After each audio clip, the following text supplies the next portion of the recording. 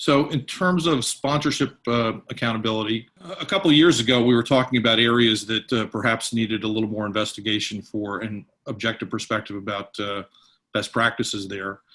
And a couple of our good members, Miller Coors and SC Johnson, raised the idea of looking at sponsorship. And broadly speaking, you can see here that, at least through the pre-pandemic phase, the sponsorship dollars were growing pretty dramatically, both in the US or in North America and around the world. So that North American number, which is a 2018 number, it's $24.2 billion, billion with a B, and on a global basis, it's over $50 billion. Clearly, there's probably going to be some change in that, as there is change in everything because of the economic repercussions of the pandemic. But it's a substantial investment, which has largely been lacking in good objective assessment and standards. So we put together a project team on that. And the project team was charged with the notion of developing kind of an industry overview and making perhaps some suggestions or areas for investigation. And we thought that the output would be, maybe an article or two, perhaps three on the outside. What actually has happened is we've published now 9 pieces, and they candidly have been very well received. And we're going to speak with 3 of them today. So this was actually an early piece in terms of sponsorship accountability, and it's still kind of foundational in terms of the way we're thinking about things. Most of the valuation of what you receive in sponsorship still tends to fall in the realm of media equivalency, which is how many impressions are generated and how much would similar impressions cost in other media. If you get up a little further up the scale, there's, awareness, attitudes, and preference, really kind of a return on objectives. And then at the top level, there's financial attribution. When we did this survey in conjunction with our good friends at the ANA, we found that really most people were in the media equivalency area, and they were kind of hoping to move up to awareness, attitudes, and preference. But there really weren't too many that were at the top level. They aspired to be there, but they candidly want to have more conversations about how they could get there and what somebody might advise them to do in that space. And that's a role that we think we can fill quite well. So as I mentioned, we were hoping to have 2, maybe 3 articles in this series, and we've actually gotten to the point that we have 9 of them. And if you haven't seen them, they're certainly on the website, masb.org. I think they're quite good, but would love feedback on that if you see opportunities for enhancement. One of our panelists today, Ray Katz, continues to say that we should put these together in a book because it's really at the forefront of a lot of the things that are happening in the sponsorship space. So the panel that we put together today is really dealing with the last 4 topics that you see highlighted in blue here. We did something about esports prior to the Super Bowl because there was discussion about whether or not esports was going to be so big that it really is going to be as big a sponsorship opportunity as the Super Bowl may be. In hindsight, maybe that was actually looking a little low, but I'll see what the panelists think about that. Then, of course, when the pandemic hit and people were working, learning, and doing everything remotely, the question was, how is that going to benefit esports potentially? And then, in part because of that piece, we started talking about the value of social media and social media metrics for sponsorship. And there are other dimensions there that we're going to talk about in some detail. And then you may have seen some conversation about how college athletes are going to be available for sponsorship. And that discussion is largely around the topic of name, image, and likeness. And we're suggesting there's kind of a missing eye there, which is the whole notion of influence. Because name, image, and likeness probably is coming out of the legal back and forth that led to the opening up of college athletes for sponsorship. But the value probably resides in social media influence of of the appropriate athletes, depending upon the business or brand. So with that, I'd like to introduce our panel for today. First is Dr. Christopher Parker. We're very happy to have Dr. Parker join us. He's the president and CEO of the National Junior College Athletic Association, which is the country's second largest intercollegiate athletic association. He himself was a Division I athlete and later coach, and he serves as a director of many national and international sports governing bodies, including the Women's Basketball Hall of Fame. So Dr. Parker, welcome. Glad to have you join us today. Thanks for having me. Our second panelist is Mike Cosen, who is currently an adjunct lecturer for the University of Iowa's Tippie College of Business. Mike comes from a digital marketing background that includes Nestle, Warner Brothers, Universal Studios, and most recently Redbox brands. And Mike has been a great contributor to the project team that we have on sponsorship. So Mike, welcome, and thanks for joining us. Thanks for having me.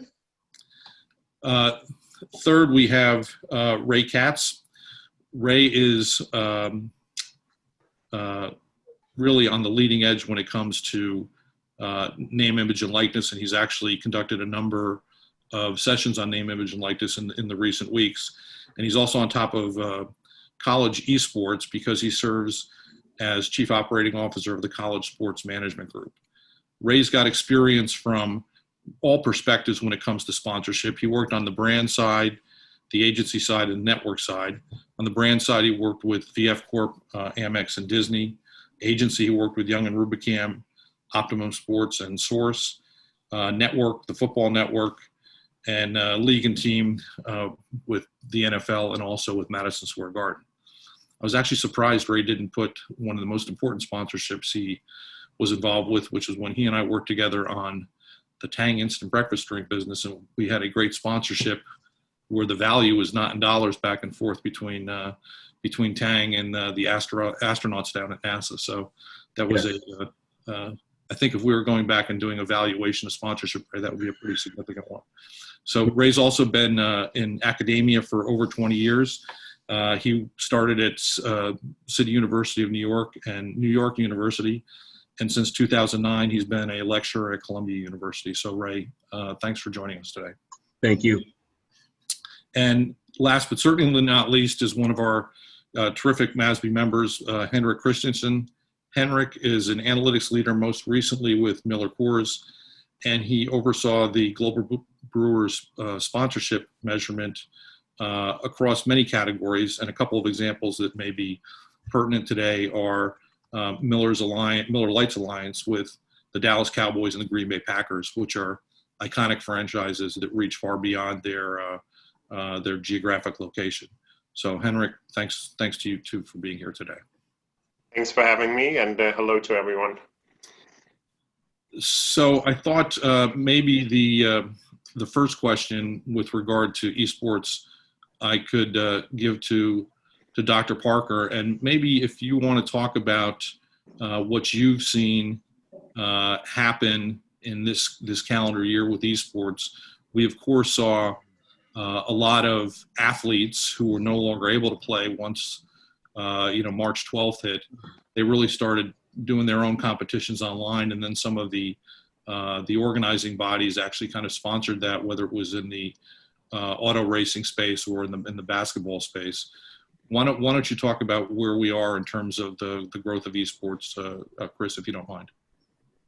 So for us, we really saw a huge kind of just exponential growth in esports engagement, and not just the number of schools, but the number of participants. So when we launched NJCAE along with CSMG, we had a vision. We still have a vision of how we're working towards it.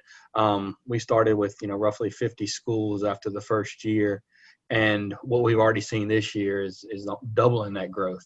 But more importantly, you're seeing more and more student athletes involved in that growth. So it may be 100 programs where before it may have been 300 students. We're seeing double the number of students as well. So team rosters are growing exponentially as well, and the number of people are getting involved. from facilities to coaching to the whole, dynamic of those. It's unbelievable growth. And for somebody who's not a gamer, trying to understand some of those logistics is unique. But when you follow the dollars and you follow the academic programs as well as all the growth around esports, it all really aligns and makes a lot of sense. So I only see it continuing to evolve and continuing to grow more and more, especially as the education around what esports is evolves over the next months to years. And like you said, when you see some celebrities and individuals with high profiles are getting involved, that following changes the dynamics for everyone. But for us, it's about those college programs and seeing them grow and seeing how many more students are getting involved with those programs. Mike, do you want to comment? Yeah. And, what I think is fascinating and, probably another example of that growth from 50 to 100 teams at the collegiate level. Now what we're seeing, almost like what soccer has been trying to do in the U.S. for decades, is that we're having some really grassroots programs in communities, almost in the form of Little League for gamers. And so this is happening, beyond elementary school, but as middle and high school age comes around, many communities are starting to form clubs in high schools. So and teachers are really beginning to step up as some of those mentors and coaches, which is legitimizing it as a sport, in particular in a day and age where everybody's a bit stressed out about how much screen time their kids get. So are there any good statistics that either of you or our other panelists have seen about levels of participation or hours per week of participation of folks in esports? And is there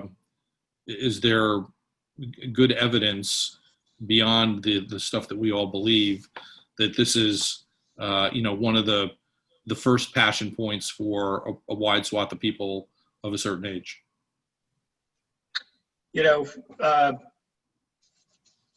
It's anecdotal, but if you go on Twitch Tracker, which is a great, open source available location for this kind of data, just for kicks, I wanted to check out, prior to our discussion today, what the change in hours viewed has looked like year to date. And as we went into pandemic lockdown in early March, was there a step change? And if so, has it been sustained? And sure enough, it's a significant step change as you get into early March.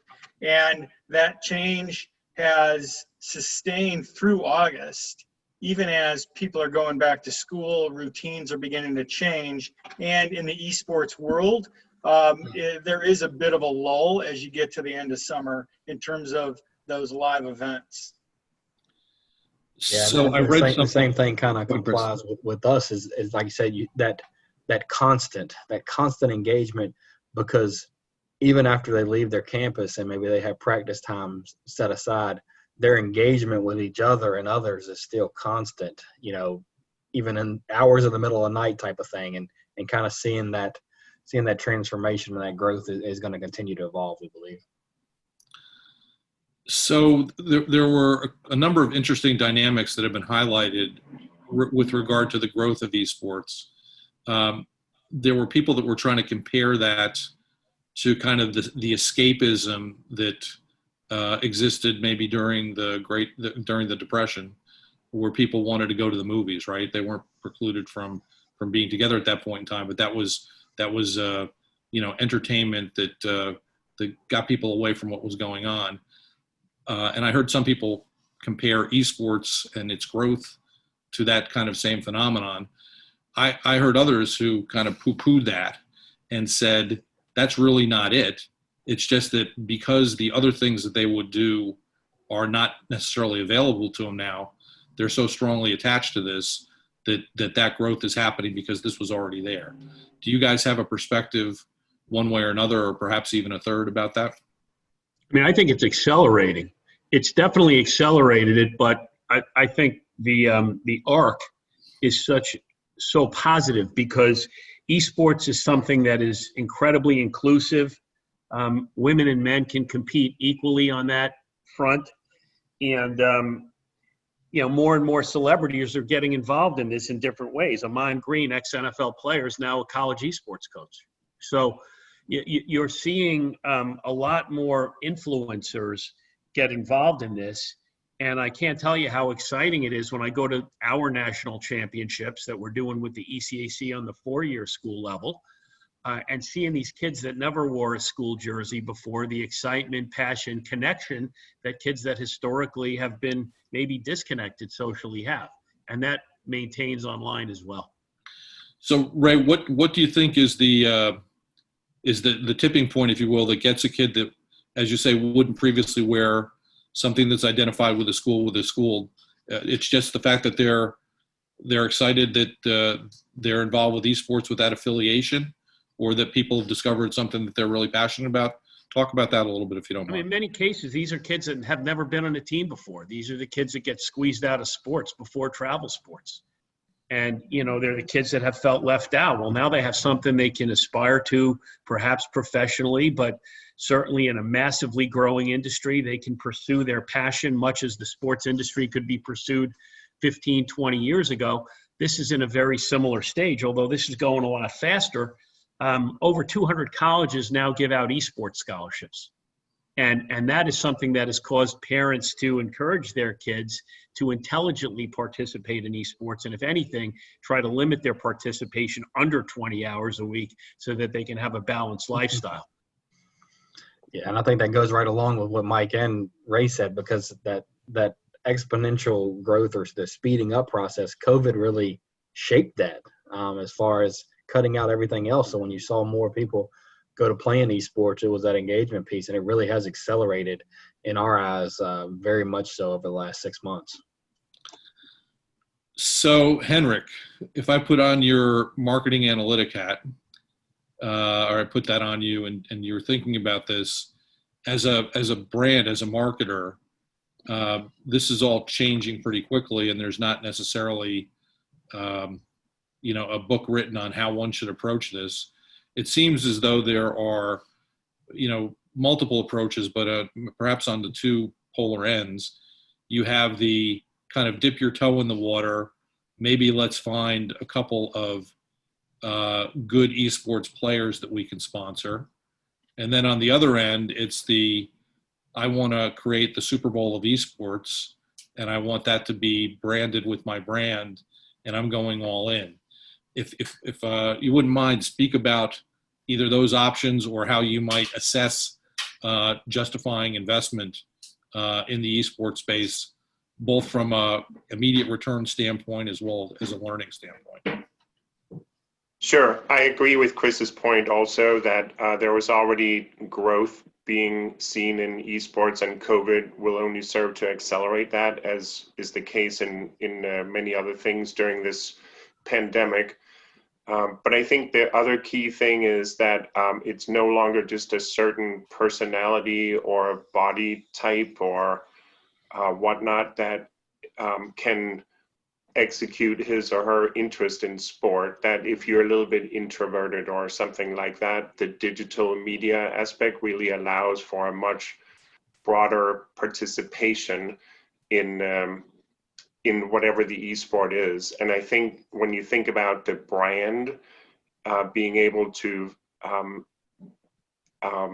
execute strategies that tap into consumers that are actually their target consumers rather than just participants, it just opens up a lot more opportunities for them that weren't necessarily open in the analog sports world.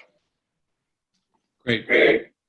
Ray, do you have any build on that, given your seat at the brand chair over time? Yeah, well, I think the huge opportunity for brands is not necessarily to say exactly how many impressions there are today. That's growing massively. The opportunity is, ECAC and National Junior College Athletic Association are looking for brand partners, and we control all the content. there aren't third-party media rights holders. So the opportunity for brands is to really own key elements of this content, not unlike sort of a PGA Tour model. And the brand can then accrue their substantial social digital reach to the fantastic and compelling, engaging intellectual property and content that is being developed on a daily basis with our partners as essentially the leader in college esports. So Ray, if you don't mind me putting on the spot, we've had a request for a definition of esports, and I guess what I put out there maybe in the more pragmatic space. So if an NBA player is playing Fortnite and he's not playing basketball on video games, Mm-hmm. does that in your mind constitute esports, or is that an activity that's getting a social media following? No, that's absolutely esports. Competing in, the leading sports titles as well as the leading non-sports titles, it's all really under the esports umbrella. And that makes it pretty broad in terms of the interest. There are roughly 9 or 10 leading titles out there that schools can compete in across the NJCAA as well as the ECAC. We really have the most titles available because of the cumulative marketplace clout. But yeah, it's a broad and growing area. And esports is, whether it's competitive or not, you're still competing with individuals online, whether or not you're in a team environment. So, but wouldn't you say that there needs to be an outcome, like a winner and a loser? Well, there is. There are outcomes of every esports event, and now we're in the process of developing national rankings at every level. Players of the year, the esports quote-unquote Heisman Trophy winner, whether it's for Madden or whether it's for other sports. I mean, all of this is in rapid development now in conjunction with our partners at the NJCAA, Dr. Parker, and the ECAC at the 4-year level. So, it's not uncommon for kids to go online and find somebody they can go play Madden against, or go play MLB The Show, or NHL, whatever. But that's gaming, which I would say is broader than esports. So I think we need to put a little more parameter around esports. Mike, do you want to, or Chris, do you want to jump in on that? That's where I was going to go. There's recreational, so there's playing one-on-one in your driveway, and then there's a little bit more structure to it. Whether that's a complete league or it's predefined matchups in a bracket, at a high school, college, or for adults that are good at it and have the skills and wherewithal. So I think there's pickup games, Mm-hmm. and that's not to say when I go out into the playground I'm not playing basketball, but then there's a level of competition where you're committing to that competition in a somewhat organized event. But it feels like we need to sharpen our pencil for the dictionary. Yeah, we can bring that up when we do the dictionary section a little later on today. Chris, if you don't mind me putting you on the spot, when you talked about the growth from 50 to 100 schools, do you see that 100% growth rate continuing? Obviously, it becomes harder as the numbers get bigger. But what's your kind of forecast or expectation going forward? Actually, yeah, I see it. I see it maxing out when we probably get to around 400 colleges, maybe starting to max out over the next 2 to 3 years. What's going to be interesting is that aspect of the roster sizes. So once we get 400 schools that are playing, if their average roster size is 18, what does it look like 3 years later? We predict the roster sizes are going to get 25, 30 people because they're going to have more and more games to play. So they're not competing for spots necessarily against each other, but they're competing for different spots and have professionals for different games.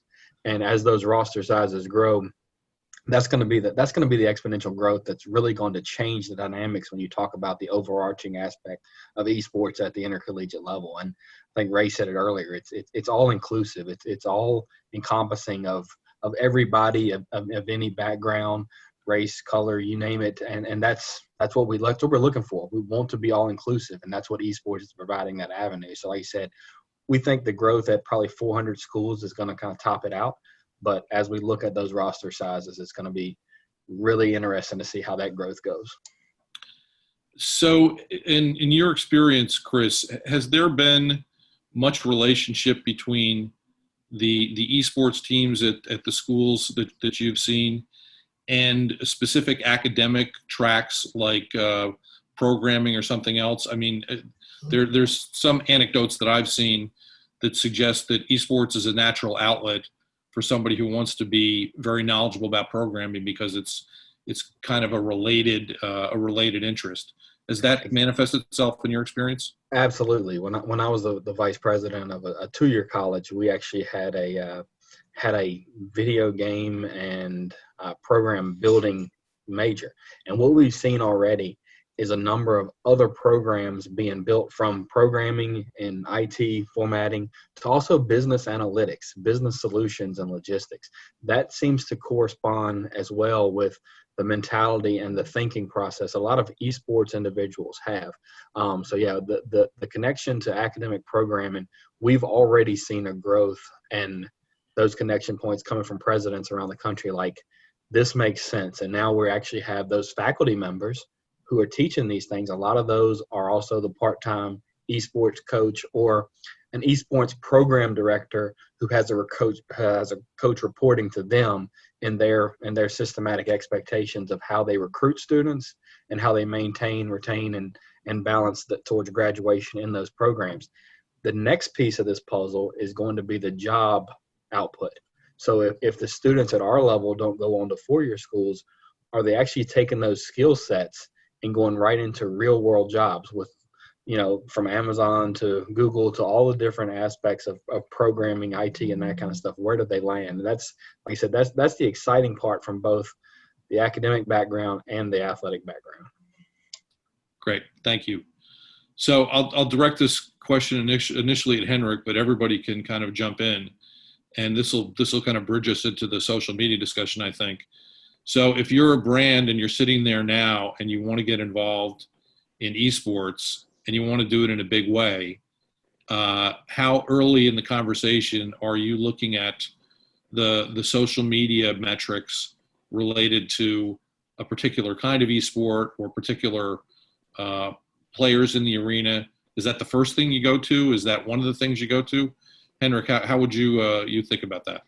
So for me, having looked at social media metrics in depth to always on a quest for more predictive metrics, what can really forecast the brand's growth trajectory or risk more than anything. Unfortunately, I've concluded that social media metrics are more diagnostic than predictive. That doesn't mean they are without value, but it's just important to interpret them for what they are, what they can tell you. So I think they can be early warning signs. There can be sentiment out there that you can gauge whether what people are saying and how they're feeling about your brand or category or the sport or other lifestyle aspects is something that meshes with your brand, what your brand is, or where your brand wants to go. So I would use it that way, and obviously highly appropriate for esports as well. Great, thank you. Ray or Mike, do you want to comment? Sure, I think, similarly from a diagnostic standpoint, beginning to follow up, and we have talked about this a bunch in terms of strategic sponsorship approach. So taking a look at it from a portfolio standpoint, right? And saying, all right, where does my brand already play in my portfolio of sponsorships? What does that overlap look in terms of social media audience and following? And am I looking for this relationship in esports to augment that or to expand that audience in terms of unique reach? And I think, that's the direction, I lecture at Iowa now, but as a marketer and a consultant, that's the direction I head as I talk to folks about, well, does this make sense? And how do I know if it makes sense or not? And so that's a first step. And, in sponsorship, we all want to make sure there's a right fit. And so there's a number of different ways to approach that, and social media listening is a good start. So Mike, as we kind of transition and talk about social media metrics for sponsorship, we all on that team spent an awful lot of time going back and forth, because our thinking was evolving the more that we read, discussed, debated. Maybe you could spend a moment or two just kind of going through your kind of initial take on that and how we evolved to the article that we put forth. Yeah, I've been in this space for since MySpace and Friendster, and that's a bit of how I've made my living, as a transition from marketer to digital marketer and kind of back. And I was kind of going through my notes of this journey that we had for this article, and we beat this topic up. And the first title that we had, I think, and Heinrich, you probably can remember, is that I think it's social media, not a panacea for sponsorship measurement. And then, the outline proceeded to go through all of these things that felt like daggers in, my CV. And I had to really take a step back and say, well, why am I kind of bristling at this? And, it's, as the deep practitioner and the teacher of this stuff. And, I wanted to take a bigger lens look at it and say, all right, so let's attack those points of weakness as a measurement tool, as a predictive tool, which is what we're all trying to get at as we spend dollars on marketing, and see, all right, where do we find value, and how is this used, and then how can it evolve? And so, to your point of that slide of from valuation equivalent, from equivalency up into the higher stratospheres of what are good valid measures that impact those components of whether it be purchase intent or market share, true brand equity drivers. So, all right, let's accept it. We're in that lower left-hand quadrant, and we're at equivalency today. What's it going to take to climb that ladder? And then, I think we all kind of begin to attack the topic from there. But I think, marketers who aren't comfortable with saying, hey, the measurement tools and the outcomes that we have today with regard to social media, we have to accept those, failings or weaknesses of it. And so, we kind of went from there. Great, thank you. So we've been going back and forth recently a little bit about something that happened, or at least premiered this past weekend, and the social media discussion may be helped by this example. So this past Sunday night was the first game that was played in SoFi Stadium. And I'm not putting this up there necessarily because of the perception of the ambush here that USAA, another company, is running an ad in the tweet that the Chargers sent out and the stadium retweeted about it. This was just what my screenshot happened to capture. But it was interesting what they were trying to do, given the fact that they had a beautiful new stadium that was being opened with the first game on Sunday night. yet there are no fans there. It seemed as though there was a pretty good social media flow that they were getting from multiple sources, including the Chargers and the Rams, who both play there, NBC, which of course broadcasts the game. But if you were doing a traditional valuation, the number of retweets and likes was actually rather low. So my hypothesis would be that people are more viewing social media now as kind of an information feed, but they're not necessarily acknowledging their choices and preferences as much as they might have been, which probably makes the measurement and valuation of social media a little more difficult. Would any of you, Ray, I know you've got experience having worked at the NFL, would you care to comment on that kind of social media valuation and how it may be more difficult to assess as people are more distant from engagement?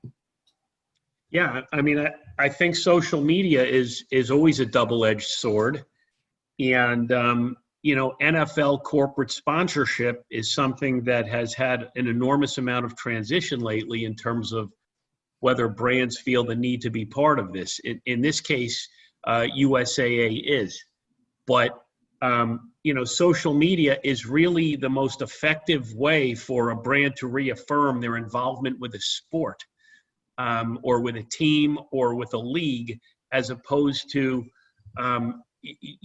viewing themselves as wanting to be the official sponsor. Does that really matter anymore? So social media is definitely a tool that needs to be used. And I just want to pick up on what Henrik said in terms of being really an early warning signal for either a questionable, choice of a Super Bowl commercial, which is too late to do something about that, or any other form of messaging or promotion that you do. And NFL is really diligent about doing this at the highest level. And I think a bunch of the things they've done recently reflects that. So Henrik, if we go back to your comment about diagnostic but not necessarily prescriptive of what's to come, are there any particular ways of looking at social media metrics that you would suggest are really coming to the fore in terms of best practices for doing those kind of diagnostic things? Sure. And just to hammer it home a little bit, I really think the problem with social media as a measurement only comes in if you're asking it to be too much. So it's not a brand equity tool. It's an element of brand health. And so if you use it right, it can be highly valuable. So staying with the insurance industry example, if you are an insurance brand, let's say Progressive Insurance, and if you're picking up sentiment that you're exceeding a threshold for consumers that are saying something about how you're difficult to do business with, or your claims are taking long to get processed, things like that are incredibly valuable. And then if there's something, so that's like broadly, what is the user experience? Maybe consumers will volunteer feedback that way. Or if there's something about your targeting strategy, or your brand imagery that you're trying to achieve that consumers are also giving you feedback about. So, if there's a perception that the brand skews towards an older age segment and you're specifically trying to gain traction with younger consumers, so you can definitely pick up something like that as an early warning sign about, oh, my brand may be in trouble and I should take that to heart and check my strategy and how it's landing. Great, thank you. There's often use of cost per thousand, CPM, is kind of a measure in the space. And there's been some recent discussion about, what's the appropriate cost per thousand for attribution to social media. And the number that we saw there was $6 a thousand, which is significantly higher than numbers that were actually even below $1 in the digital media purchasing space. Mike, how do you think about that as being an appropriate measure in terms of valuation for that media equivalency? You know, unfortunately, a lot of our responses are, well, it depends. Well, 6 might be a lucky guess, but in reality, I think what you have to do is find the comparable paid media price that you would pay for the kind of context with which that impression is generated. So is it highly contextual to your brand? And, you know, we know in those cases, digital CPMs are higher, the higher the appropriate context. If it's also a bullseye target in terms of your audience, you know, targeting versus granular targeting versus broad-based media buys always raises CPMs, right? And so you need to find that equivalent comp rate of a CPM based on the actual kind of digital spend that you're using. And then, you know, if that's how if you're going to go the media equivalency route, then you can apply that back. And I think that would hold the most water for you as you're calculating your media equivalency. Thank you, Ray. So you're doing an evaluation for one of your clients, and there's social media involved. Do you use a $6 CPM? Do you use a $18 CPM? Do you use a $1.50 CPM? How do you go? Take me through that process a little bit. You know, we've been pretty conservative generally, and we've, you know, used a $5 CPM as sort of a core number. And then just to build on the point that Mike was making, and with experience to, you know, both Henrik and Jim, who's also on the call in their time at Miller Coors, the intellectual property, for example, we definitely do an intellectual property premium, and maybe that's how we handle the pricing. So when you look at the appropriateness of a beer brand for ECHL, AA hockey, that would be significantly higher IP value just because it's almost endemic than it might be for, you know, just a random auto brand that doesn't necessarily have any definitive connection. So we tend to handle that more through intellectual property. And then, of course, we look at the likes and shares and everything else and factor all of that in with much lower numbers than the view per se. So before we get to the name, image, and likeness piece, we had a couple of good questions that I think we ought to address now because they're more in the esports space. Mm-hmm. First, we have a question from my old friend, and I was very fortunate to be a student of his, Dave Reebstein. Can you talk about measurement of sponsorship effectiveness around esports? And I think he had a question up there earlier about when is esports going to be an Olympic sport? So I don't know if Dave took that one down, but I want to answer the Olympics one, mainly because I have an answer for it. So apropos of the conversation we were having about SoFi Stadium, which will be where one of the key venues for the 2028 Olympic Games when they're in Los Angeles, I think no later than that Olympic Games, there's going to be esports. Now, having said that, as a person who looks at many things through a business and marketing lens, if I were the Olympics, I would be looking at esports as a winter game versus a summer game. And the reason for that is twofold. One is the winter games have more kind of inside events because of clearly they have the alpine events and other stuff outside, but it's more of an in-house kind of time, if you will. You know, if you think about February, at least in the northern climes in North America, most people are inside. And the number of events that the Olympics has is less during the winter games than the summer games. So there's actually more availability there. So I would kind of put the summer games in Los Angeles as the last point that they would do that. I think it's going to come well before that. And personally, I think it's going to be winter games. But if you guys want to jump in and debate me on that, I'd be more than happy to hear it. I can say I sit on the U.S. Olympic and U.S. OPC governance committee for the Olympics. It hasn't been a conversation yet.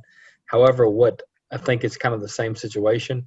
they've got to separate the amateurism and figure out some platforms. So all I say is yet, because I agree with you. I think it's in the pipeline. It just hasn't been a concrete conversation that's taken place yet. I think the other reason, Tony, winter makes sense is because you have more of a built-in audience for a number of the winter sports, the snowboarding pieces. All of that ties very well into this audience in terms of a comparable demographic. So you at least have a base in which to start conversation as you're a brand. So Dave has another question, but I'm going to jump to a question from Joanna Seddon, which is, what do you believe are the benefits of sponsoring an esport team or individual versus an event and contest? And maybe Ray, you can start with the response on that if you don't mind. Yeah, I think that's a great question, Joanna. I would definitely go above that even and say, what about an entire association? Because one of the benefits of not working through an individual title or an individual athlete, if you will, and going more with a team or even better, an association or a league, is that players come and go, much like in the early days of triathlons and mixed martial arts.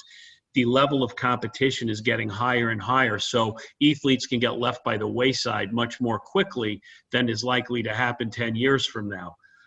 You also, you don't know who's going to win. SUNY Canton is a power in esports.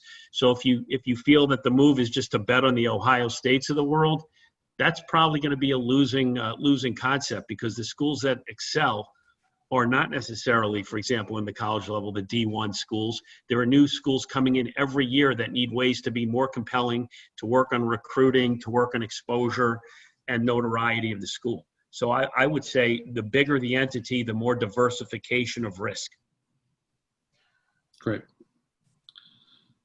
So we've got a whole other list of questions, some of which are on other topics that we'll try to get to, but maybe we should turn to the last point, which is name, image, and likeness, and we're saying, of course, influence. So this is not available now, to be clear, but as the result of ongoing litigation, which was decided in the favor of the student athletes, the NCAA has committed to the ability of businesses and brands to work with college athletes starting with the 2021-2022 academic year. And what we want to talk a little bit about there is, yes, it's about name, image, and likeness, but if you've had a chance to read our piece about this, we think the influencer piece is actually probably the most powerful. Lots of this discussion goes to the generational athletes. Perhaps back in the day that was, Herschel Walker, more recently perhaps it's Zion Williamson, but the nuts and bolts of this are really going to be individuals and teams with local businesses, and then potentially on a bigger sphere. So Ray, I know that you're incredibly well versed in this. If you want to give us kind of an overview and talk about the bigger trends and the notion that the standards here are in discussion right now, because they really haven't been set just yet. Yeah, the NCAA is working extremely hard to make sure that that athletes will get paid as a result of their participation and notoriety, but not for it. So, in other words, if you happen to have a female basketball player that generates as large of a social media aggregation as Zion Williamson, whether it's for play or for its fashion brand development or whatever, that person should be getting paid the same amount as a Zion Williamson, with the exception of some intellectual property, maybe upcharge. But you could not, for example, if Zion Williamson had, using that as an example, 100% the following of an RJ Barrett, the second best player on that team, or he should be getting 100 times the compensation, not just twice the compensation because he's twice as good a player, if I'm giving a couple of examples. So NCAA is making great progress on this, and prescriptively to brands, it's going to be an opportunity to get groups of players in a market or for their target in a way that's never been available before. For brands that want to deal with this, they can start with esports, because that is now possible on the esports side in advance of August 2021. Hey, Tony. Yes. This just makes me think of Joanna's question to the previous segment, and what we're talking about here with name, image, and likeness really has to do with a paradigm shift where the power shifts more over to the individual athlete. So I think it does make sense for brands to look more towards the individual as opposed to teams, right? Yes, absolutely. Good cross-reference.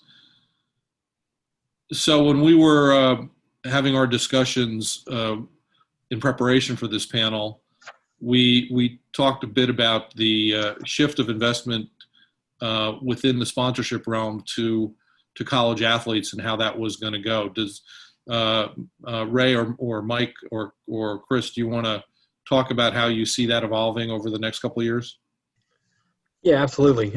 Definitely see, it based on rural and urban areas, it being a little bit of a difference in how that goes about, and rural areas playing in what we believe a little more significant role of investment going to necessarily student athletes versus the college as a whole, and so forth. So when you really look at what impact a student athlete may have had in high school up through a smaller college town, that name, image, and likeness may actually, defer some money away from the college program as a whole into somebody where in other areas it's going to be somewhat different. So it's going to be unique to see how that unfolds, to say the least, with who, what, when, where, and how, because again, what sports are prominent in what areas versus, what the outcome or what the expectations for such a car dealership or whatever it may be that wants to invest in a student athlete for this cause.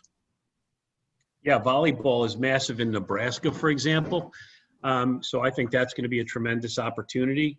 But, when I think about this, I think there's only so much more money that can flow into the big schools necessarily, whether the ecosystem. So maybe there will be some cannibalization there. But when you're talking about the junior colleges, mid-major Division I's, Division II's, and III's, I see a lot more money flowing in, because now armed with the activation of the athletes, these become much more significant opportunities that can drive a local or regional business. And then the relative lack of controversy of college athletes versus pro athletes, and some of the politics that are out there right now, I definitely see money flowing into college sports as a whole. So Ray, talk about that lower risk, because we had some good discussion on that. I think our consensus was that you're more willing to forgive a youthful indiscretion than perhaps something that happens with somebody who's at the professional level.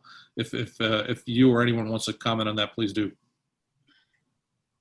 Well, our thought process was, and we're open for the audience to chime in, was that, a couple of factors. One, if you're sponsoring that high school volleyball star or that quarterback, and there's some indiscretion, it's typically not on the level of indiscretion of a professional high visibility athlete, number one. And then number two, it may be easier to dismiss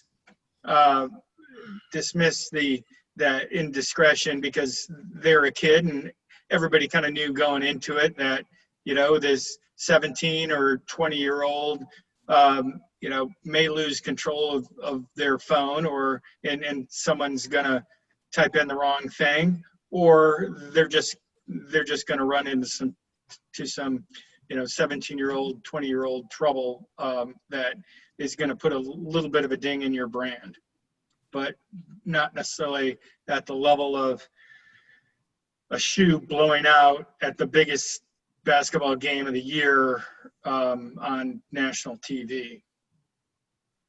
I also think you can shut off social a lot faster. Yes, there are going to be historical things that come up, but you're going to be able to shut that off if there's damage moving forward. And it's not going to make it into the mass media by and large once you get outside of the top few, as you said, generational athletes. Whereas in the pro sports rank, it's going to take a complete life of its own.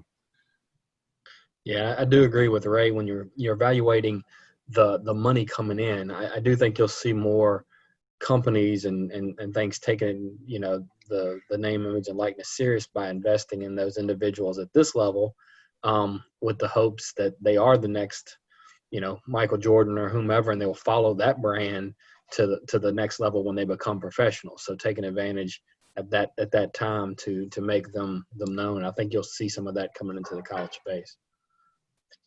So let's spend a little bit talking about the value exchange that's going to happen here. Clearly, everybody's going to talk first about the dollars and cents, but in our discussions, I think we all agree that there's value to both the sponsoring organization, the business or brand, and also to the athlete or athletes if it's a team, in terms of the interactions, because there's opportunity for speaking engagements, there's opportunity potentially for internships. And if you recall a series of commercials that the NCAA did a number of years ago, they make the point that most of their athletes are going to go professional in something other than the sport that they play. So it's the opportunity to have the interaction with the real world as kind of an extension of their academic and athletic experience that might be particularly valuable. Would you care to comment on that a little bit, Ray? Yeah, I mean, there's going to be all sorts of great education that athletes for self-serving interests are going to want to take part, whether it's from CSMG or, our strategic partners in Open Doors or Vince Thompson at Melt. We're working on some, just generally discussing the business with them, but there is going to be a lot of lessons, brand building that's going to come out there. Vince Thompson, for example, has a book, Build Brand Me.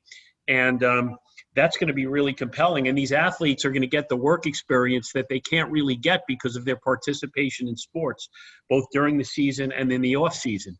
They're going to learn how to interact with companies. They're going to learn how to value their efforts.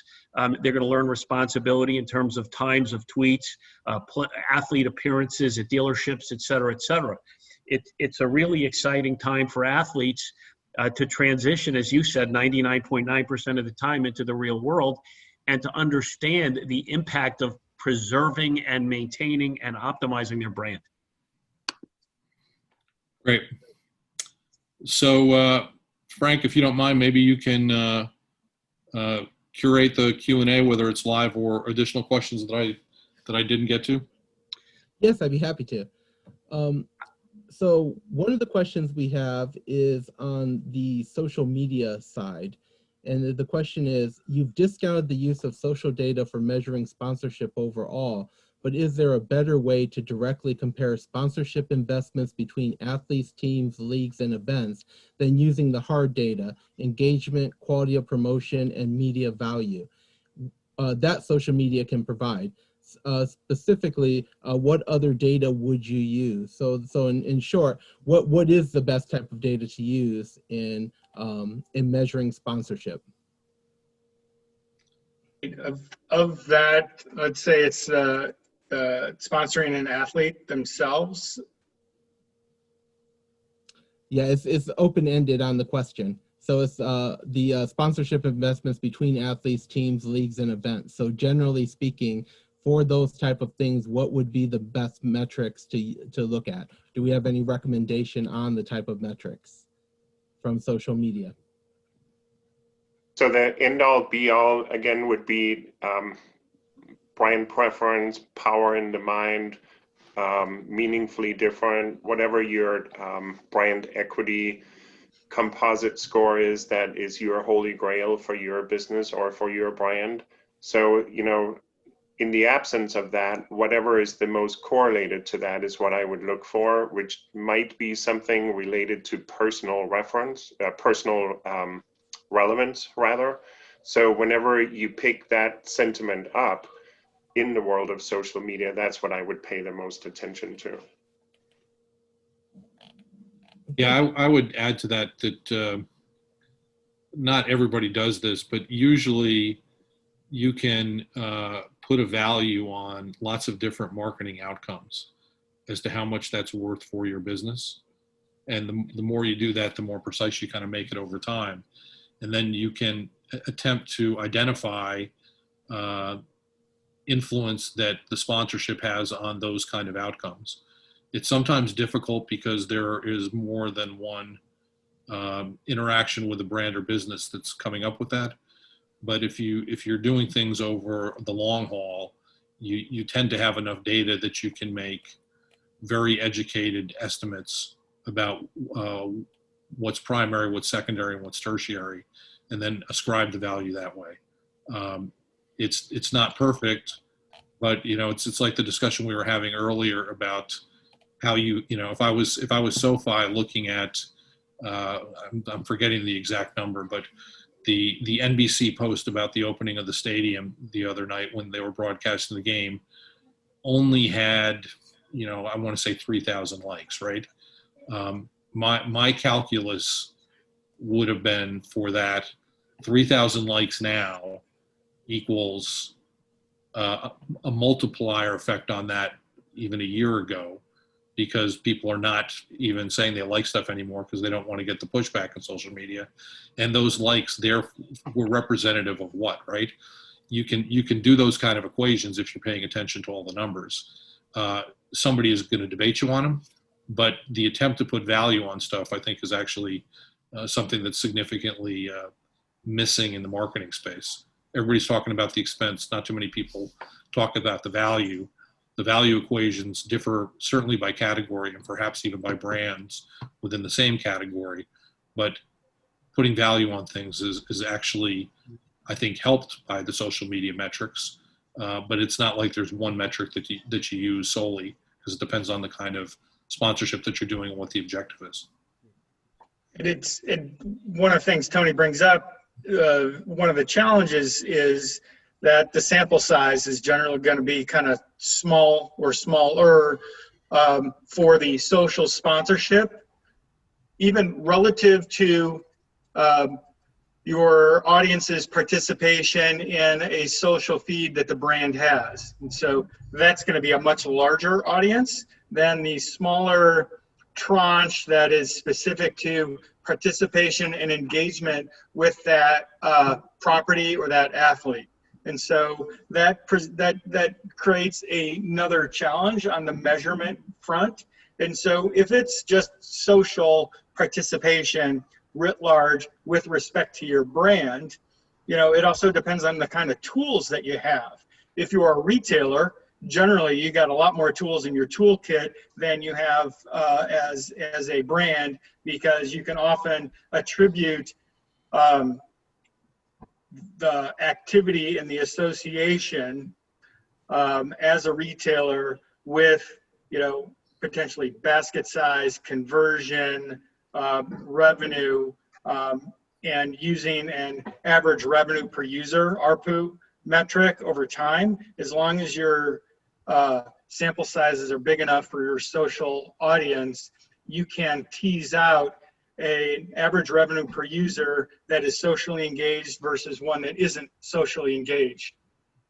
And that's what I've used in the past working at Redbox, but we had an embarrassment of riches in terms of audience, known audience members, because everybody had to use a credit card and nearly everybody used a promotion code. And so we could very quickly attribute average revenue per user to social media users versus people that downloaded the app, people that reserve online versus people that just walk up to the kiosk. All right. Thanks, Mike. We have two kind of interrelated questions that when we were working on the article for NILI. One is from Jim Meyer is, what are the main things the NCAA major conferences will practically do to maintain control? So it's all about those guardrails that we talked about in that article. And then another question we have is, what do you see the school's role being as it relates to their students, athletes, working with agents, advisors, and the brands who hire them? So some questions here about how will this actually mechanize? I mean, I can address that pretty well. First of all, the NCAA is going to drive this more so than the conferences at the national level. And they're going to select one company that's basically going to run the exchange. So every student athlete is going to have to be part of this overall exchange in order to fulfill and control the pricing and everything else. There's going to be a sort of a panel, if you will, on the valuation side to make sure that athletes are getting paid as a result of the fame generated from participation, not because they're going to a particular school. As it relates to the school's role, the schools can buy one of the services that is out there and is emerging, that again, student athletes can sign up with the school and get approached through brands, but the schools themselves cannot be part of the actual individual NIL deal that a brand does. So Ray, let me ask you a question on that. So in many instances now, at least with some of the major schools, they give their marketing rights to an external company, IMG, for example, and IMG promises them a certain amount of revenue. Is IMG going to be the intermediary with the students, or how do you see that playing out? They specifically cannot be the intermediary with the students, because how money gets divided between the institution and their athletic department and the athletes, that has to be separation of church and state for this to work. And the NCAA is mandating that. So the only other thing that I will add to this is the guidelines are still under development, and in kind of a public service message for the marketing world, I would say right now, I'm not sure business and marketing perspectives are represented in those conversations as deeply as they should be. So we've got a lot of good folks on our team, including our great member, Karen Evan, who unfortunately couldn't be here today. They would be certainly good additions to any discussions about this from a MASB perspective. Yeah. So like a Trevor Lawrence might hire an agent, one of the great agents out there that's evolving into this area. But there are other companies that the school will contract with for all the other athletes that don't justify a personal agent who won't get out of bed for less than $5,000 or whatever the case may be. And then that's one side of it. And then the other side of it is the NCAA have an exchange that all the info has to go through to clarify. All right, why don't we go to a live question? Joanna Seddon has her hand up. I'm going to unmute you and allow you, or I'm going to allow you to unmute yourself and ask away. Okay, I will. This is really more of a comment than a thought than a question. It was really about sort of an add-on to what Tony and to a certain extent Mike were talking about how you measure the value of sponsoring esports. And, I have a little bit of experience about this, just once, right? But it worked pretty well. And what we did was just, the approach founded in valuing brands and linking it to, sponsorship works just as easily with esports as with, offline sponsorship. And we use some very traditional metrics, including there is actually a research agency that specializes in market research on esports. We use them and use the absolutely standard approach that I developed some years ago for looking at how you can add a piece on. You add a sort of special piece on of research to brand valuation, which can then measure sponsorship very nicely. And it worked for esports. The question was, the client's question was, which esports team should I invest in? So we benchmarked them and looked at the value that will be added to that company's brand by association with the esports among the target audiences. And it was dead simple. And it wasn't that simple to do, but conceptually it was simple, and it worked very nicely. Yeah, I would add to Which that. team did you end up sponsoring? I can't tell you that. It's a long story, that one, yes. Thanks, Joanna. I would add to that because of the nature of esports, and that is spot on. But you also have the ability, working with companies like Aurelia that we work with, that generates highlights, to create branded content, short snippets of video, etc., extremely easily. So the increased piece here is going to be the ability to generate, curate, and then organize content and share it out there with the brand social media ecosystem. And then you have the other thing of, a brand like the General that has Shaquille O'Neal, who's a very big participant in esports and investor in esports. To the extent of Shaq would present an event and talk about it to his millions of social followers, that's another way to generate sort of hidden brand value. Great. Excellent. Frank, do you want to go through another question? Yes, please. We had both a text one and also JP Fiorentino had his hand up. So I am going to go ahead and just unmute you and allow you to ask your question directly. JP, if you just want to unmute yourself.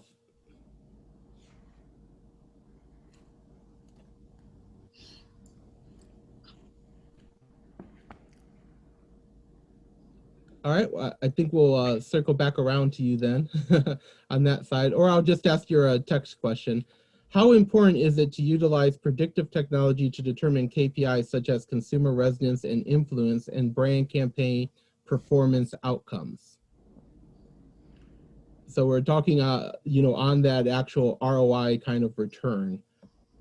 I think for us to move up that ladder to the more predictive measurement metrics, I think you're not going to be able to do it without tech. And what's happening today on the academic side and in some of the health circles is trying to take those social signals using machine learning and really kind of separate out the lack of representativeness of that data and to be able to apply it to the general public to really have meaningful predictive metrics. And so I think, as often happens, other fields may lead and create methodologies with machine learning that then we could apply to sponsorship, knowing that sometimes some of the shockingly enough, some of the biggest brains in the world are attacking other problems with regards to data and social media before we get to it here in marketing.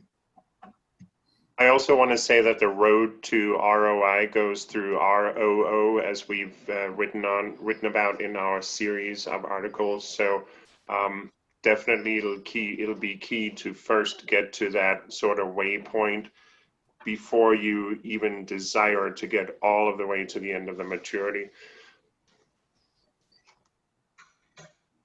All right. I am going to unmute another one of our attendees, Parush Papatla. Parush. Hi, thanks, Frank. I just wanted to react to Mike's comment in somewhat of a flippant way. I think marketing is indeed attacking some problems with machine learning and AI that can have applications beyond marketing. So for example, I have been working on a project that involves a lot of AI and massive amounts of data that looks at what made a campaign by AT&T against texting and driving called It Can Wait work. We actually connect a lot of dots over a 10-year period and show that tweets about the campaign by people actually had the effect of suppressing the texting and driving behaviors and reducing the fatalities and accidents resulting from that. So I just wanted to throw it in. Okay, thank you, Parush. All right, we have another question here asked. Are we saying the exchange will determine value or just manage to make sure the valuations are fair and ensure there are no underhand dealing? that's still being, figured out. There are a number of companies that are responding to an RFP that are going to address this. But basically, it's not going to be so much, I don't think, hard and fast, but just is something, way outside a reasonable range. Does it just pass the sniff test or not? That's going to really be what this comes down to. It's going to use standard valuation metrics for appearances, intellectual property, social posts, et cetera, et cetera. All right. And here's one of our earlier questions that we had on that, Tony, you briefly had mentioned.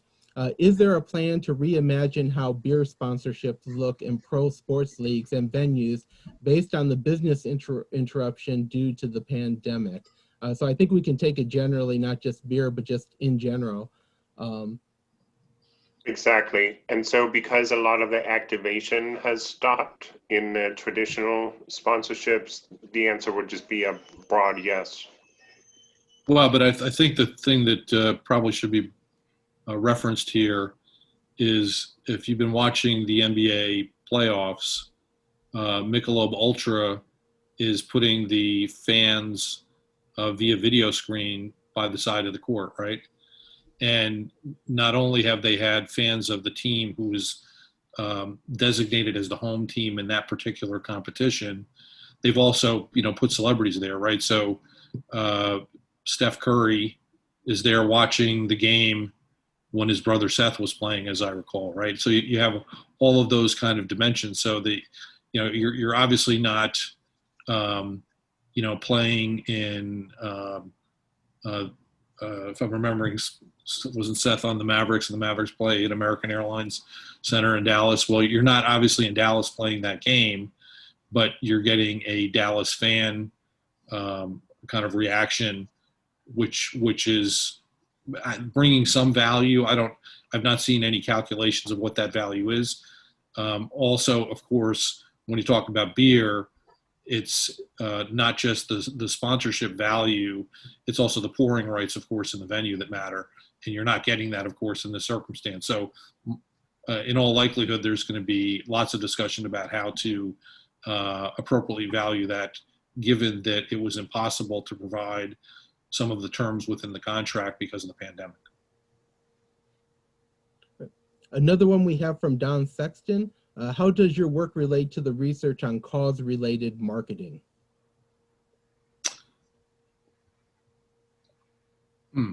So cause-related marketing is actually kind of another variation of sponsorship in my mind. So I think the principles and even some of the metrics are probably of significant value.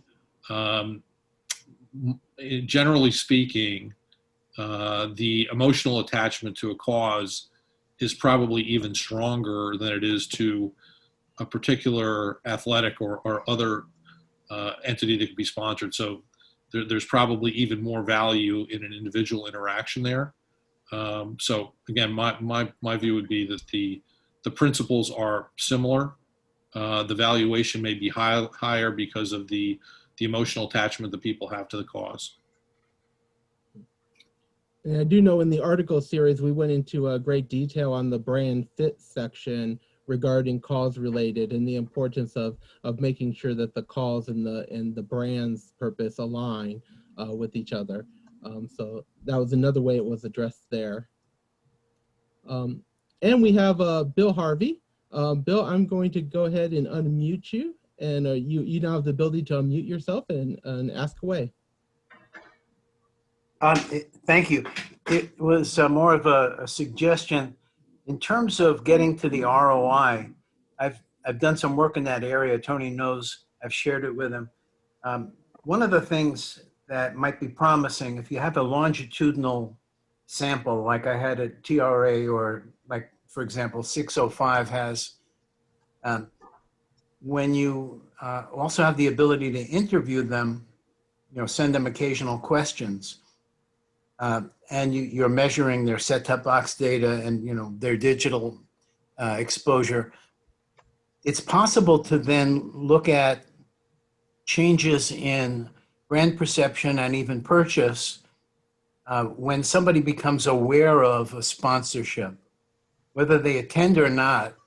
The work that I've done in sponsorship suggests that just being aware of a sponsorship has a goodwill or a gratitude effect. So just wanted to throw that in. Yeah, so I would just say, the more you can get to a behavioral metric rather than an attitudinal metric. So, did they actually purchase your brand rather than just express an intent to? Exactly.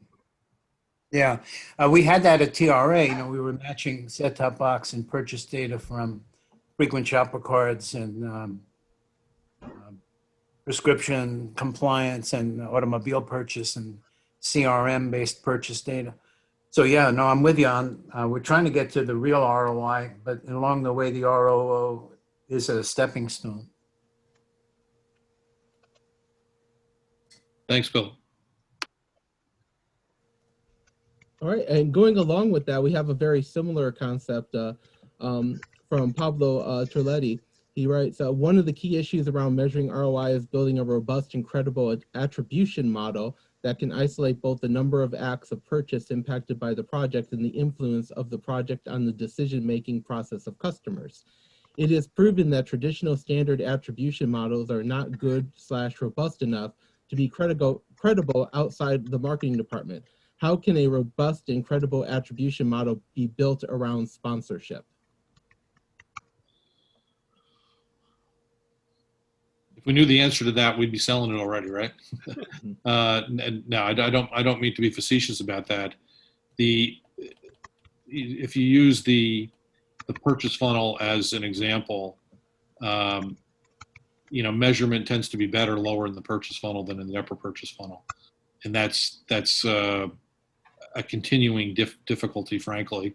There, even here, going back to the media equivalency piece, the coming up with value of the objectives, kind of that point number 2 on this chart, the value of those objectives, I think, actually can help you in that process for individual sponsorships as well as broader marketing activities. The financial attribution, what return on marketing investment is defined as now, as people have mentioned, is really kind of more media based. And the issue is, how do you get outside that toward a more legitimate return on marketing investment than just which media channel is performing the best? I don't know that there's an easy answer to that. It's certainly something that we've have grappled and continue to grapple with. But as Henrik eloquently responded earlier, it goes back to that brand preference piece, right? Regardless of the category and regardless of the specific measure you use around brand preference, that is the single most important driver. The complexity comes, of course, in parsing out the different effects and what's really the biggest contributor to that. And I would say that sponsorship historically may be, using kind of the Moneyball thought, it's kind of undervalued in terms of its influence on the preference piece, because the measurement elements are a little bit more difficult. But I would say that that's probably that's a personal hypothesis that I'm not sure my colleagues would necessarily agree with. But having done a few of these things over the years, it always seemed as though there was good consumer stickiness with sponsored things that they believed in, and that was not necessarily captured by the models that have been used over time in terms of their contribution to somebody's memory and perception of the brand. So I don't know if you guys want to concur or debate me on that one. I'll take silence as consent since you're muted. Frank, do we have any more questions, or should we wrap up the session? Yeah, I'm going to unmute Jim Meyer. Great. And he would like to speak on that. So Jim, you should be unmuted now. Okay, I think I've done that successfully. Can you hear me, Frank? We can hear you.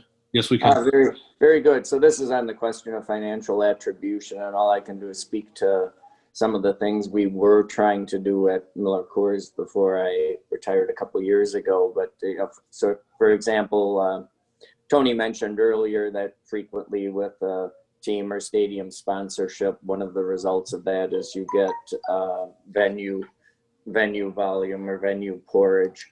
That was always something that was very easy to quantify from a financial standpoint. How much margin did we get from that volume? It was very rare, but we did have the very few sponsorships, typically small ones, where the margin of what we received from that porridge was greater than the cost of the sponsorship. It almost never happens, but occasionally it does. And those, of course, are sponsorships you want to continue because, absent the sponsorship, you would not get that margin. But then you get to the farther end of the spectrum or opposite end of the spectrum where you're trying to understand, okay, as a consequence of me sponsoring Team X, how much additional retail activation can I get in the marketplace? Typically, some on premise, but more likely off premise in convenience stores and grocery stores, and what margin, what volume and margin does that generate? And that's obviously something that can't absolutely be quantified, but we did ask people to directionally give it to us. And what it did allow us to do is compare across sponsorships in the NFL or NBA just to see, okay, directionally, do we think we are getting back anything close to what the sponsorship costs or not? So it was not perfect, but our view was don't let perfection be the enemy of the good, and let's at least make an attempt to do it. Great, thanks, Jim. So with that, I think we should wrap this up. We've gone longer than allocated, but I think there were a lot of good questions, and we certainly wanted to respond to those. I thank Dr. Chris Parker, Mike Cosen, Henrik Christensen, and Ray Katz, gentlemen, for joining us. I think really did an awful lot to kind of advance this discussion on some stuff that's really happening in real time, and there are not necessarily best practices written. So thanks very much. We appreciate it. Thank you. Thank you. Thanks for having me. Appreciate it.